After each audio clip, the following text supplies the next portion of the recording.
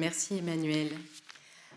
Oui, le titre que finalement nous avons affiné vous donne déjà peut-être un petit peu la température, hein, parce qu'on s'est demandé si finalement ces modes amiables ou alternatifs, on va l'employer un peu indifféremment ce matin, sont un obstacle procédural supplémentaire ou une véritable chance à saisir. C'est effectivement à nous que revient, et je remercie Frédéric Cuif, mon confrère et ami de Poitiers, d'avoir accepté d'intervenir avec moi, tout particulièrement. Je l'ai embarqué dans cette aventure. Et donc, nous avons la joie de vous parler de cette première merveille de la réforme de la procédure civile de 2019, qui a déjà été amendée, hein, ça ne vous a pas échappé. Et en 2019, effectivement, on a des modes amiables qui s'immiscent encore un peu plus, j'oserais dire, dans notre procédure civile. Sans doute que les efforts des avocats, dont chacun sait qu'ils s'efforcent de régler amiablement les litiges avant d'envisager un procès. Le RIN d'ailleurs nous rappelle que nous avons à le faire si besoin en était. Les pouvoirs publics semblent considérer que tout ce que nous faisons et qu'ils ne voient pas, puisqu'en réalité tous ces efforts-là ils sont extrajudiciaires, donc c'est la partie immergée de l'iceberg, ce n'est pas encore suffisant. Et il faut nous peut-être redéfinir le rôle des acteurs du procès, développer la culture du règlement alternatif des différends. Ce sont les titres des dispositions législatives, hein, puisque donc l'enjeu, c'est de favoriser à tout prix ces modes alternatifs de règlement des différends.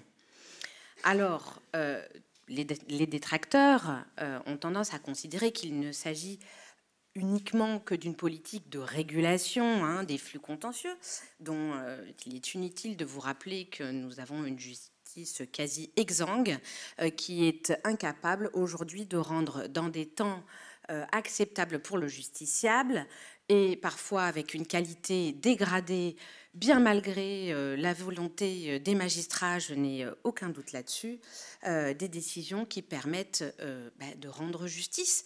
Et cette œuvre de justice, moi je suis intimement convaincue qu'elle doit passer aujourd'hui par un travail des acteurs au procès que nous sommes, nous les avocats. Alors, en 2019... il faut qu'on avance rapidement, donc je fonce. L'obligation de recourir à un mode alternatif de règlement des différends préalablement à l'engagement d'une action est instaurée. Patatras, comment ça, carrément, on y est obligé, non mais un petit peu de panique à bord.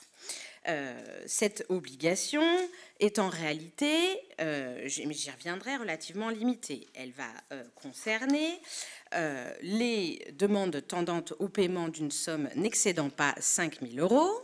Ça, c'est le décret qui est venu le préciser. La loi ne nous donnait pas le montant, c'est logique, elle renvoyait au décret le soin de le faire.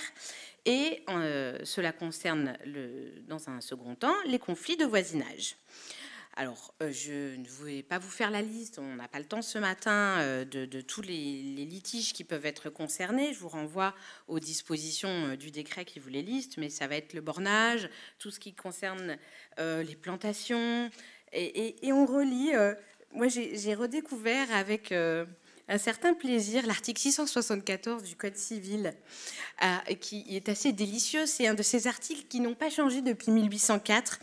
Et vous le connaissez? Qui le connaît dans la salle? Je ne suis pas certain que grand monde pourrait le... C'est celui qui fait creuser un puits ou une fosse d'aisance près d'un mur mitoyen ou non, celui qui veut y construire cheminée ou âtre, forge, four ou fourneau, y adosser une étable, ou établir contre ce mur un magasin de sel ou amas de matière corrosive, est obligé à laisser la distance prescrite par les règlements et usages particuliers sur ces objets ou à faire les ouvrages prescrits par les mêmes règlements et usages pour éviter de nuire aux voisins.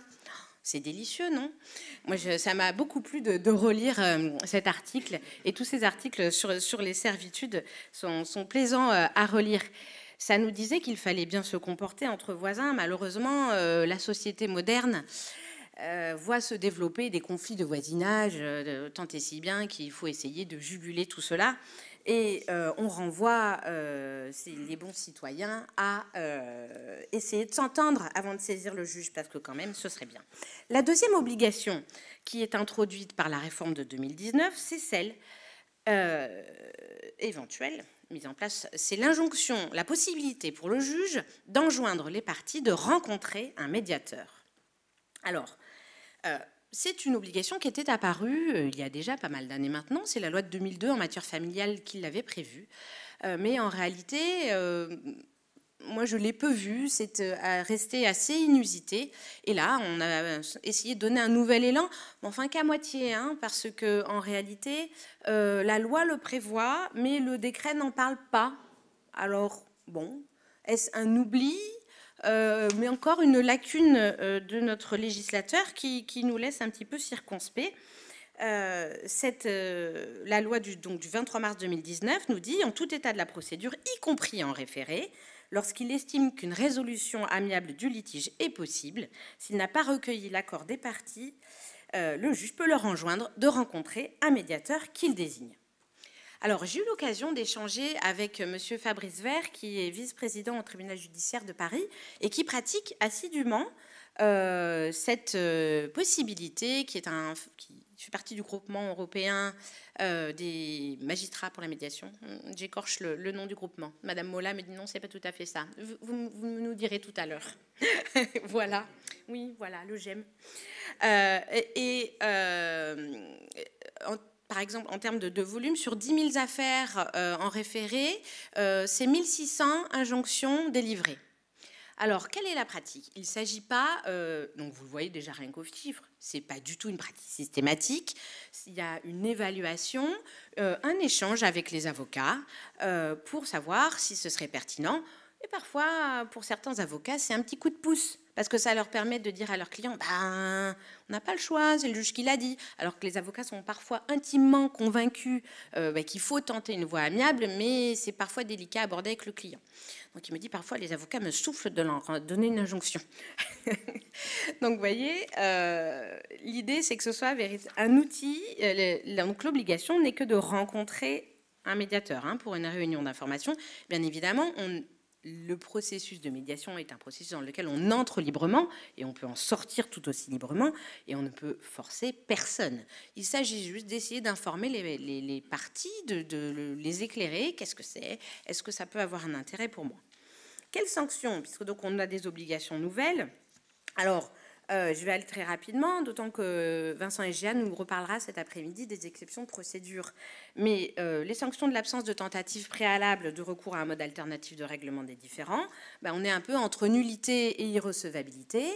Nullité de forme, bon, alors celle-là, avant d'arriver à la voir véritablement sanctionnée, on en voit beaucoup, mais on ne les voit pas beaucoup, parce qu'avant de trouver un grief, c'est souvent compliqué. L'irrecevabilité, là, c'est un coup près beaucoup plus dangereux, puisqu'elle peut être prononcée d'office par le juge. Donc, il ne faut pas se tromper. On a toutefois des tempéraments, à mon sens. Si j'appuyais sur la télécommande, là, ça vous aiderait un petit peu, hein? Je m'excuse pour tous nos participants à distance pour lesquels c'est quand même plus facile d'avoir une petite aide. Donc les sanctions, je viens d'en parler. Donc les tempéraments de nature à lever les freins procéduraux et psychologiques, puisqu'il faut y aller dans ces mardes. Moi, je suis tout à fait convaincue, mais je sais qu'Emmanuel ne l'est pas encore. Ça vient, super. À la fin de la journée, on est bon. Une obligation qui est finalement de portée limitée. Le champ d'application, je vous en ai déjà dit 2 mots, je vais aller rapidement. Il est relativement restreint, puisqu'on est sur les petits litiges de la vie quotidienne, puisque c'est ça. Effectivement, il n'est pas déraisonnable de penser qu'il est bon d'essayer de les régler autrement qu'en saisissant un juge. Ce sur quoi je voulais attirer votre attention, je ne sais pas si vous l'avez déjà fait, mais je n'en doute pas parce qu'il y a beaucoup d'avocats qui pratiquent le droit bancaire à la PPE. La loi précise que l'obligation ne s'applique pas aux litiges relatifs à l'application des dispositions. Alors, ça y est, on va aller un peu dans la complexité du législateur moderne. C'est l'article L314-26 du Code de la consommation.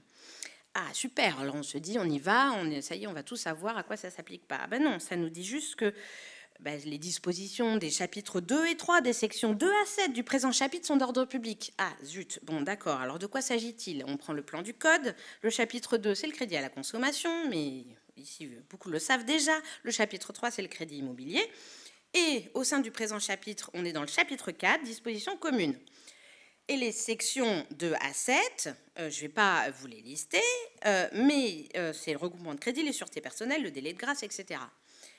Ça veut dire que la section 1, qui concerne les taux d'intérêt et notamment toutes les dispositions relatives au taux effectif global, ne sont pas concernées par cette exclusion.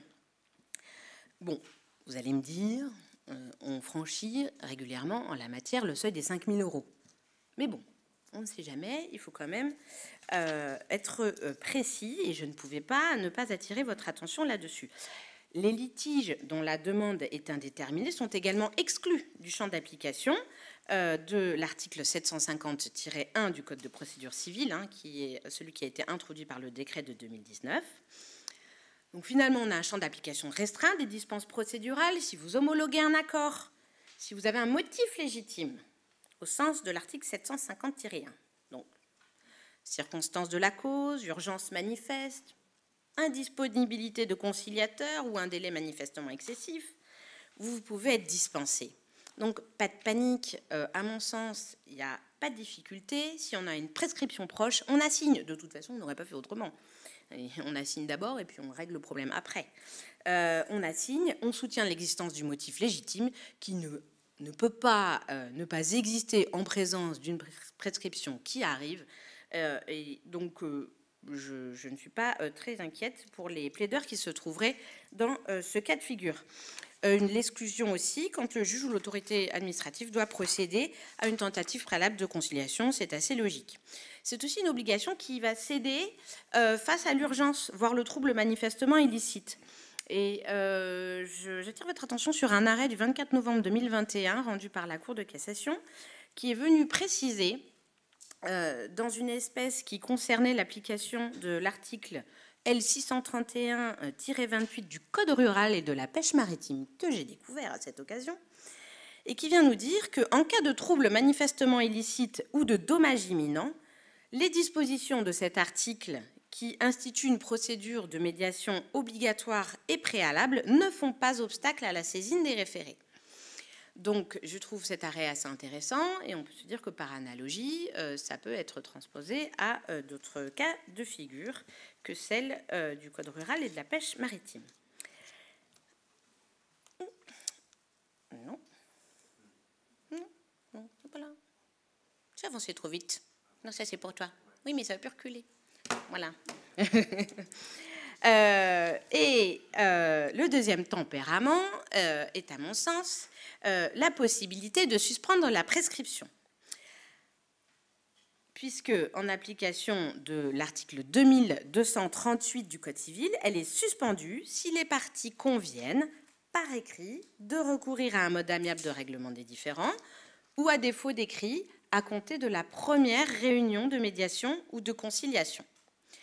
Donc, les parties ont donc loisir, lorsqu'on est en matière d'application de dispositions, où on est sur de la prescription, je ne parle pas de forclusion, on va exclure ça, de pouvoir dire on suspend le temps de pouvoir échanger. C'est relativement confortable et vous avez des matières, par exemple en droit des transports, où c'est beaucoup plus usité, où les confrères très fréquemment conviennent de suspendre le temps des échanges parce qu'on a des prescriptions très courtes et j'ai pu constater parfois qu'ils sont manifestement très habitués à utiliser ces facultés-là, qui le sont sans doute moins dans d'autres domaines. À mon sens, et je vais passer la parole à mon confrère Frédéric Cuivre, je sens que j'ai déjà été trop longue, au-delà de... Et pourtant, j'ai enlevé des morceaux. Au-delà de ces incitations textuelles que le législateur essaye de dire « Allez, pratiquez les mardes », Oui, d'accord, mais ça repose pas que sur nous. On a besoin d'une véritable politique publique pour faciliter la mise en œuvre de ces MARD. Fabrice Vert me confiait que, par exemple, il n'avait aucun moyen, il m'a donné des statistiques, je dirais qu'il tient comme ça, mais il n'a pas de moyens statistiques de recenser véritablement les choses. Les dossiers qui partent en médiation ne sont pas isolés des stocks, ce qui conduit à alourdir, en réalité, à allonger les délais de traitement des dossiers. Donc on passe un peu pour le mauvais magistrat, hein, si les stocks s'accroissent. Tout cela n'est pas de nature non plus à, je dirais, inciter les magistrats à utiliser davantage ces outils-là. Donc il va nous falloir une direction des modes amiables à la chancellerie, je ne vois que ça.